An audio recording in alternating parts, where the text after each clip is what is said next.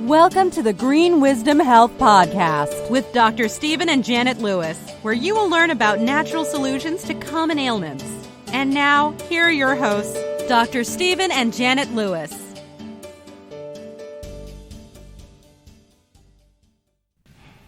Hello, and welcome to this week's edition of the Green Wisdom Health Show. I'm Janet Lewis. And I'm Dr. Lewis. And today we are honored to have a very special guest with us who is a local patient of ours and has a very interesting story to tell. So we thought we'd entitle this show, Chasing Health at the 11th Hour. But don't die at 10:30. Exactly. You know, Dr. Lewis talks a whole lot about how people wait till the last minute to start trying to get well when maybe they should have been continually doing something all along or noticing the warning signs of something's just not exactly right, but trying to get it back at the end, it's super hard, it's super expensive. Hopefully that person will be as good as they once were.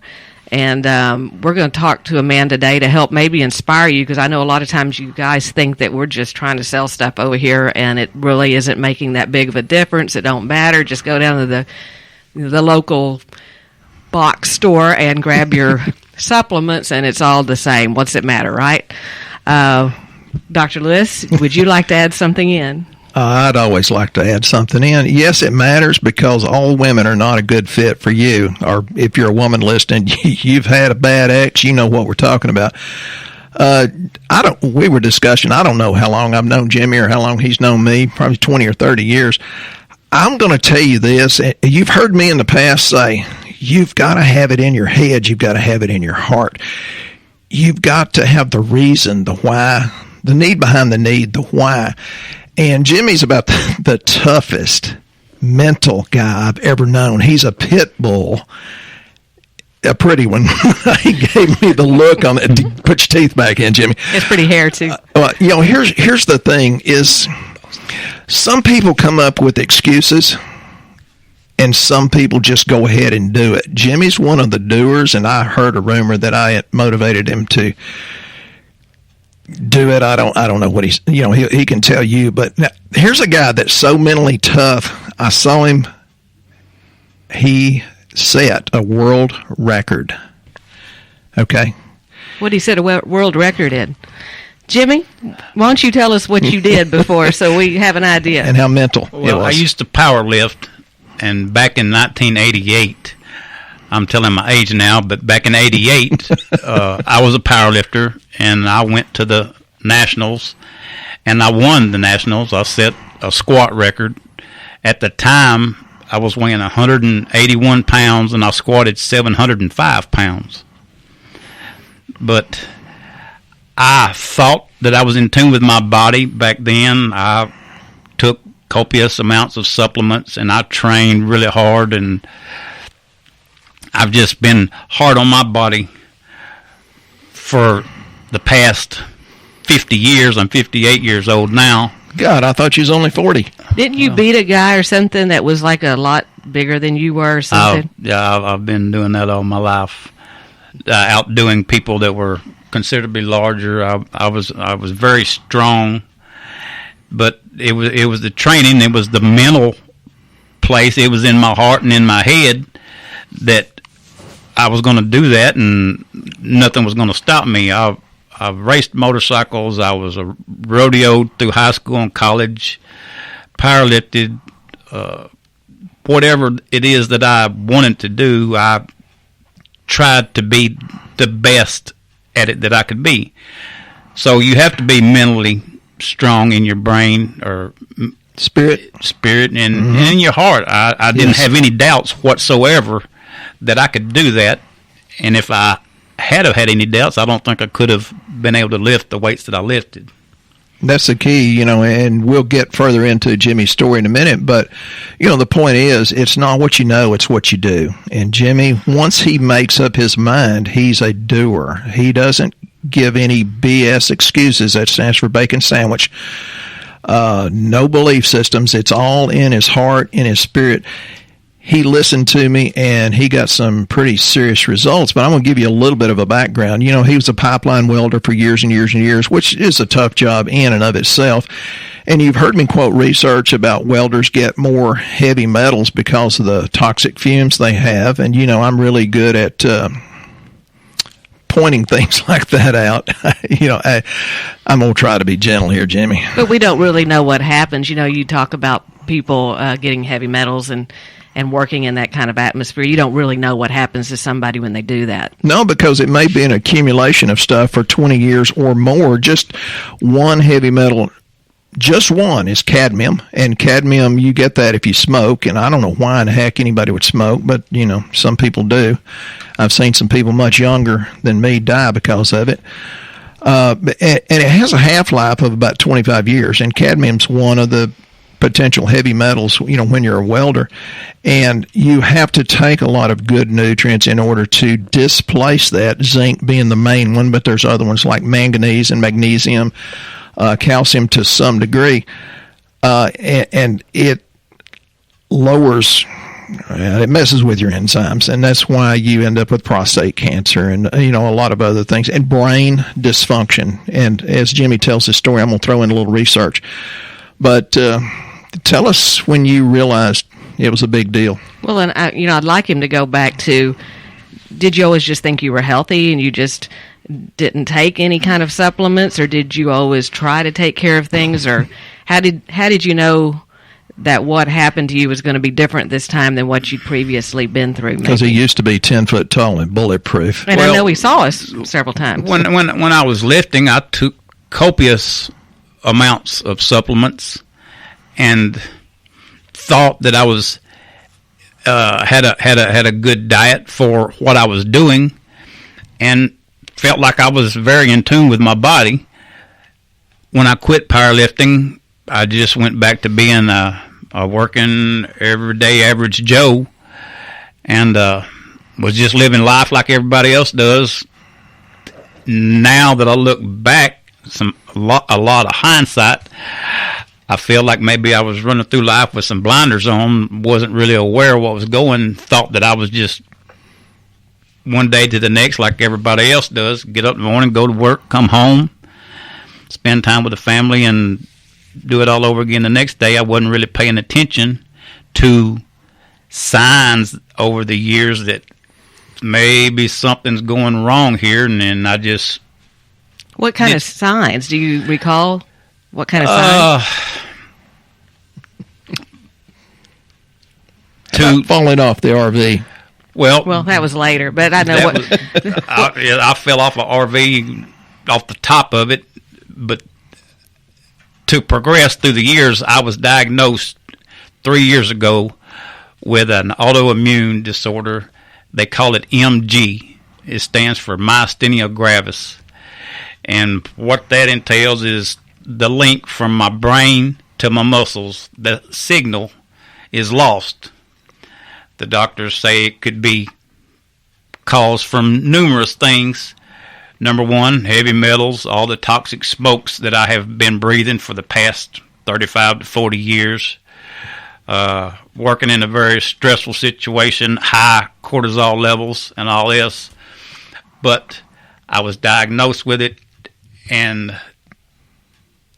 What did it do to you? What kind of... It's a severe muscle fatigue, and at the time I could be walking across the front yard and my muscles would just give out and I would wilt to the ground. I'd have to lay there for a period of time, let my body reboot, then I could get up and carry on.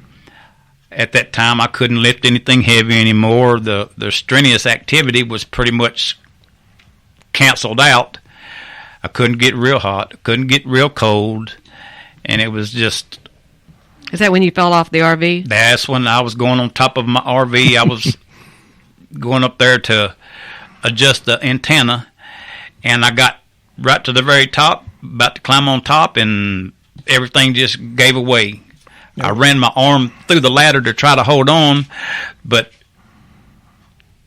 I couldn't hold on to myself, so I fell and landed on a pile of scrap iron and broke some ribs and had to lay there. I couldn't move. About 15 minutes, my energy come back, and I was able to get up. And so it kind of came and went.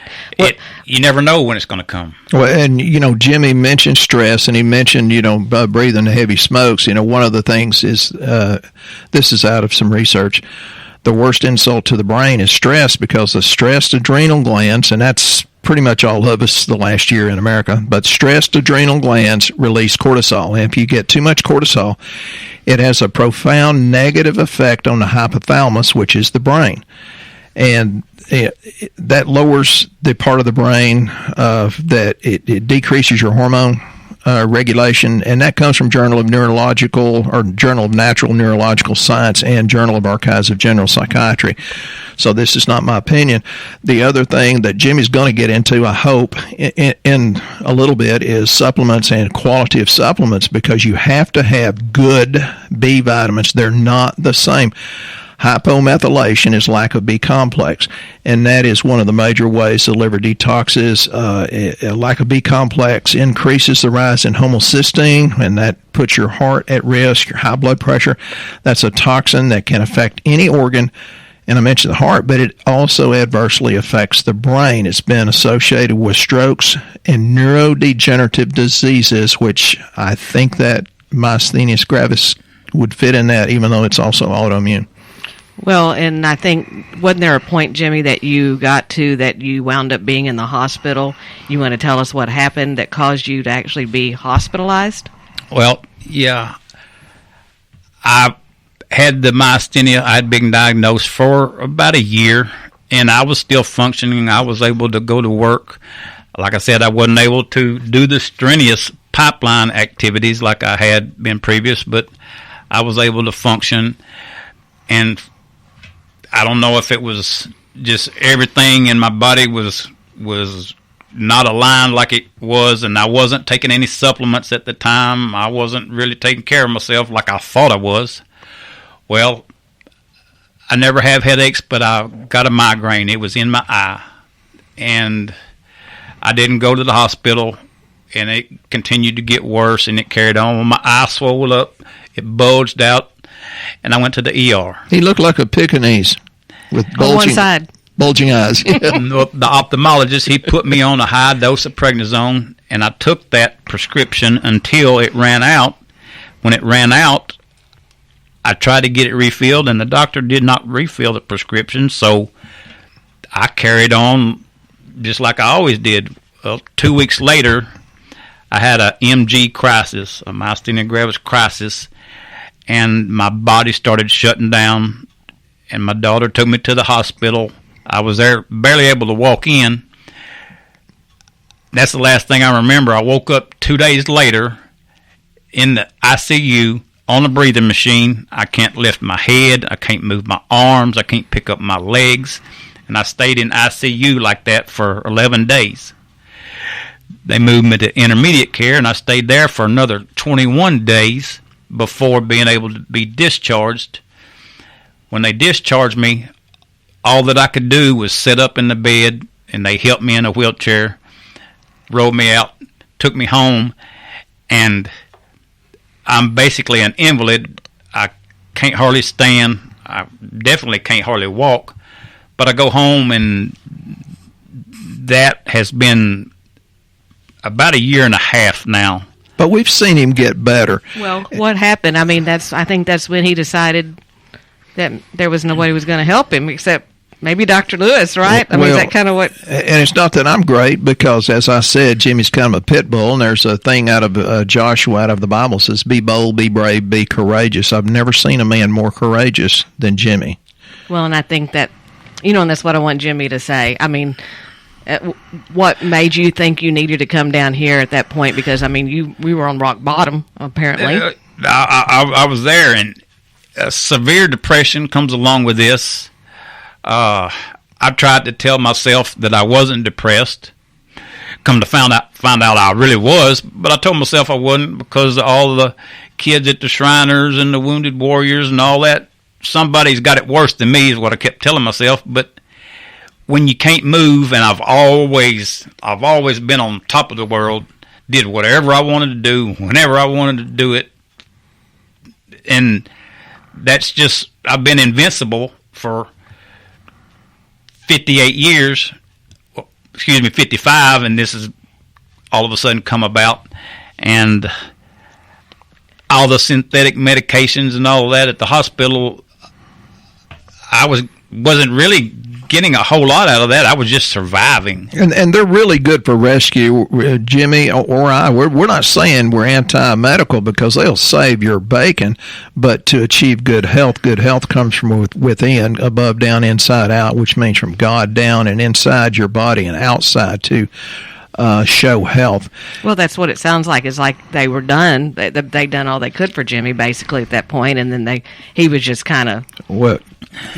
So at what point did you decide maybe Dr. Lewis could help you? Was that when you couldn't move? Well, I always felt like he could help me. I just, after I had went through all of that, I had a lot of time to think. I'm sitting at the house, not able to go anywhere, not able to do anything. So my mind, it was running away with me, going through every scenario that I could think of. And a lot of the things that I had overlooked over the years started making sense with my diagnosis of myasthenia.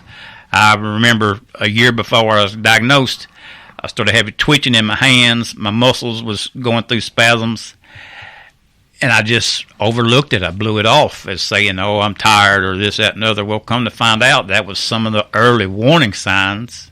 So your body does give you early warning signs. I've always said this, the writing's on the wall. You can either read it, choose to read it or not. You can ignore it, but it doesn't change the fact that it's there. You just got to be in tune with your body. And then I thought it was an interesting thing you told me the other day, and I don't even know if Dr. Lewis has heard this, but basically Jimmy could not get around, and he had his daughter bringing him down here at some points, and Dr. Lewis was giving him chiropractic care. And Jimmy told me, which I'm going to let you tell because I'm sure I don't remember the way you said it, that Dr. Lewis said something to you that really got you thinking about what you had been and where you'd been with how strong your mind was in the past. Do you remember that conversation? Well, I mean, he's commented several times over the years that that I was just mentally strong and tough, and I agree with him. But I had kind of fallen into a lackadaisical state of mind, and I refused, after I got my head screwed on right, I refused to believe that my life was going to be that way from now on. Not being able to I could just barely walk to my mailbox. My mailbox ain't but 30 yards away from the front door. Going from doing anything you want, whenever, wherever, to not being able to walk to the mailbox, I wasn't going to live like that.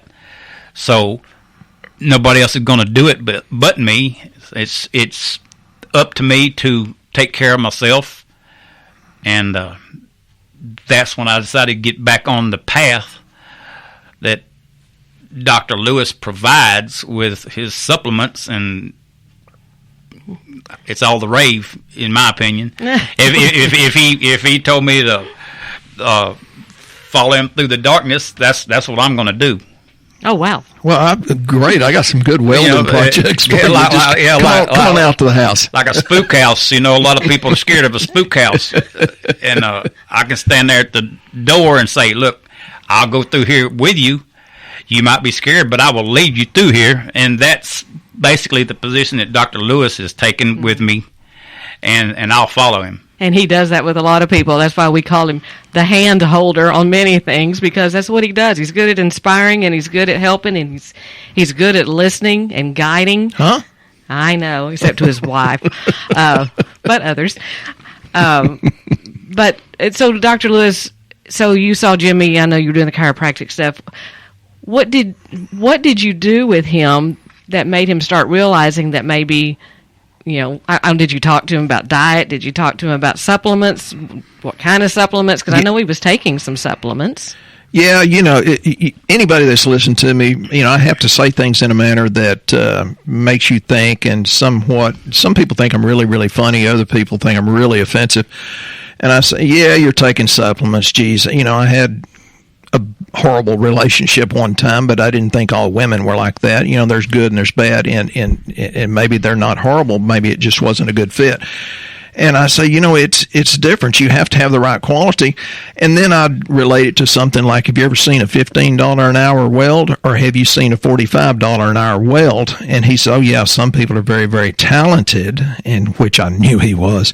He's a perfectionist. And that's why when he works on a pipeline, I don't worry about it leaking.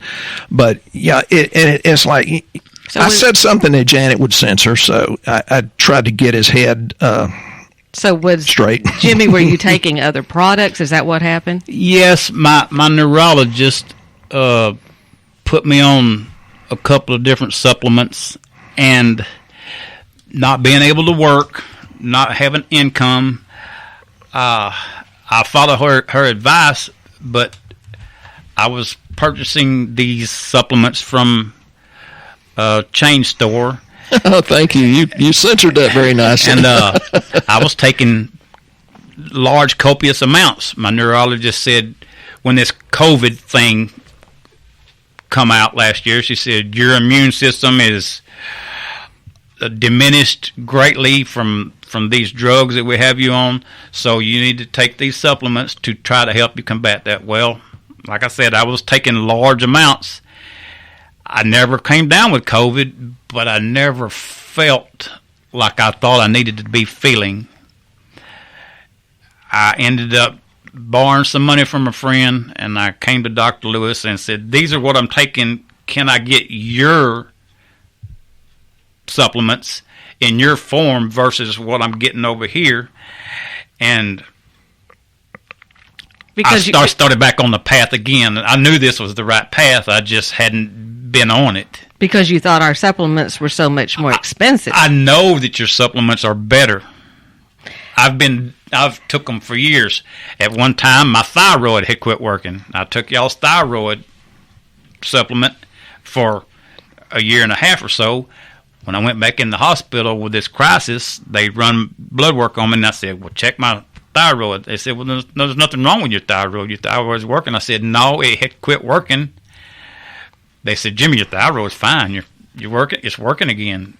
Obviously, something. Isn't that funny that the power of God in your body, if it has something to work with, it can actually heal and get better and better and better? Well, my favorite part about Jimmy's story, which kind of really started changing things for him, because I can't tell you how all day long we hear people go, but I eat good. I'm eating right. I'm eating the good stuff. And grab your butt, Jimmy. She's fixing to chew on it. No, I'm just telling the story of how I recall it. Yes, ma'am. He tried to start doing. He was doing keto, right? Is that what you started? I started a strict keto diet that I thought was keto. I was a beginner. I was new at it, and going off of limited research and what have you, I thought I was doing everything great.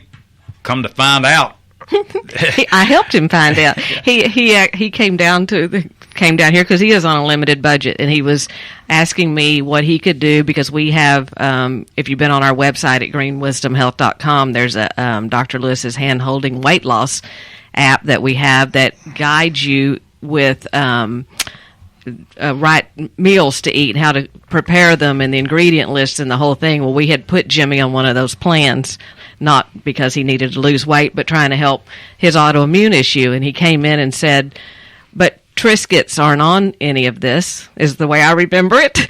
And I said, come again? And he said, Triscuits. I have to have my Triscuits. It's part of my meal plan. And I think Jimmy thinks I'm a harsh woman now. I don't know. He came in to be adjusted, and he said, I think Janet could get a little harsh. I said, well, I've taught her to be that way and not get overlooked. But one of the things is, Jimmy was taking all this vitamin D, but his vitamin D wasn't really nearly as high as it should be. So, before our supplements, it could have been the bad quality of the supplement, but there is something in wheat, which would be Triscuits. It's a wheat germ agglutinin. It decreases or stops the absorption of vitamin D, and what that is a lectin found in wheat. So wheat's one of the most toxic things you can put in your body. So that would explain why he had to take more of a supplement trying to get it in. Even ours. Exactly, because he was being blocked. But it was like, it looked like I had slapped Jimmy in the face that day when I told him when he couldn't have his Triscuits. Thanks for taking it for me, Jimmy. I didn't take offense to you telling it to me. I was just in shock that something that I thought was healthy that I had been doing rigorously.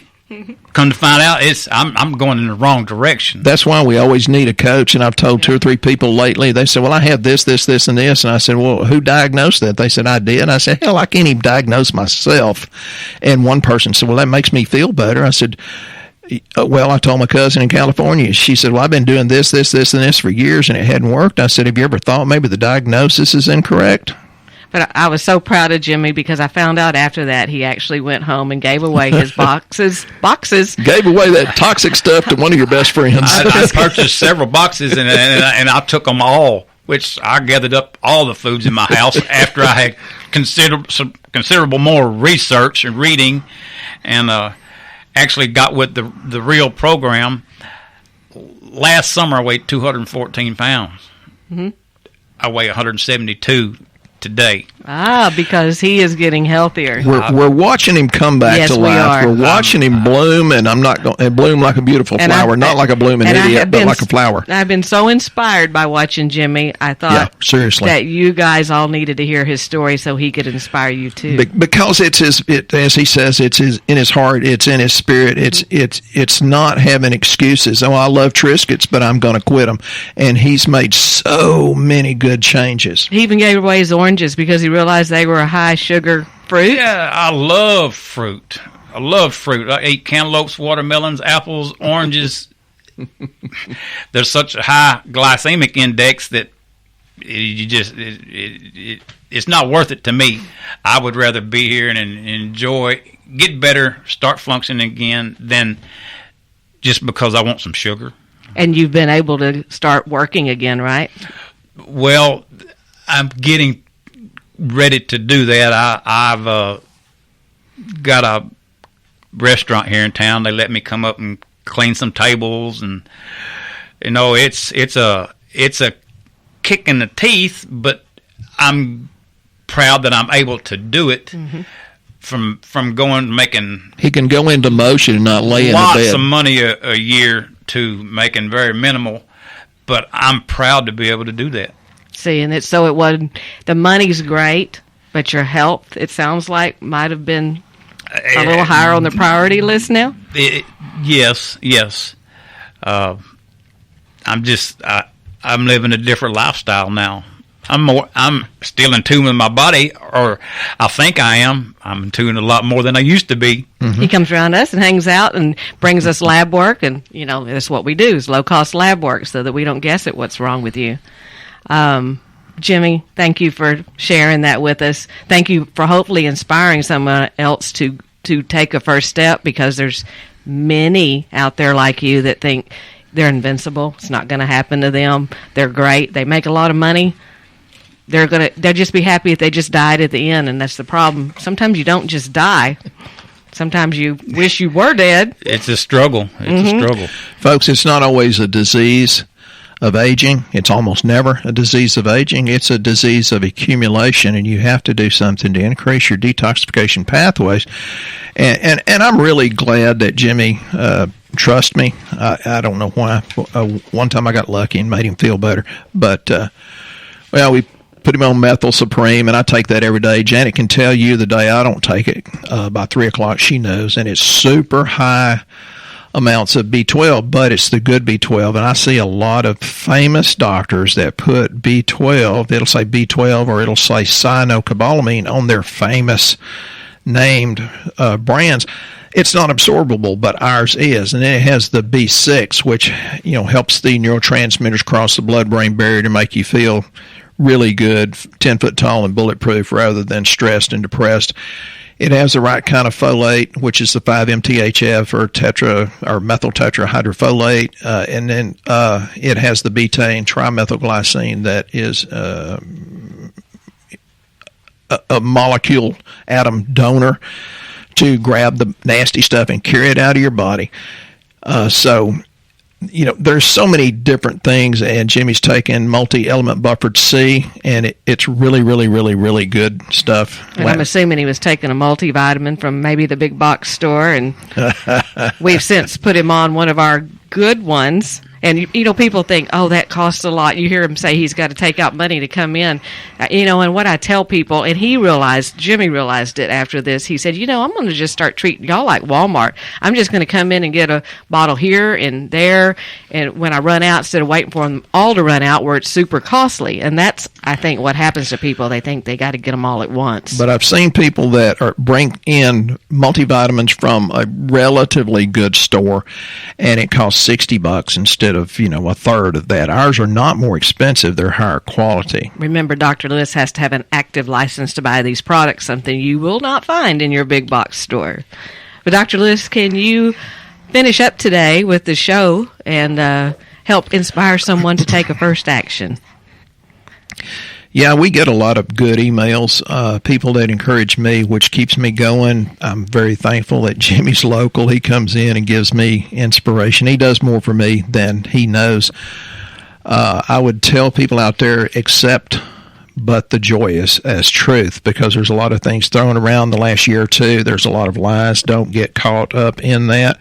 If it's not joyous, do not accept it as truth. And this goes to Jimmy, this goes to Janet and myself and all of you. Sooner or later, you're going to have to live with the consequences of your doubt, or you're going to live with the potential of your faith. That's good. And for those of you that are new to our show and don't know where to start, go to our website, greenwisdomhealth.com.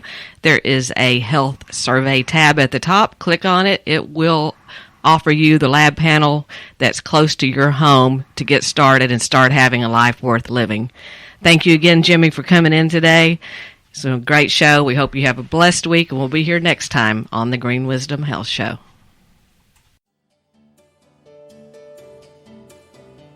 Once again, our show has come to an end, but your hope in your health is only beginning. If you or a loved one are in need of a different outcome and are waiting for a brighter future, take the first step and go to our website and fill out the health survey. Please don't keep us a secret. If you know someone that could benefit from this podcast, please share this show with your friends and family. You are only one step away from a life worth living.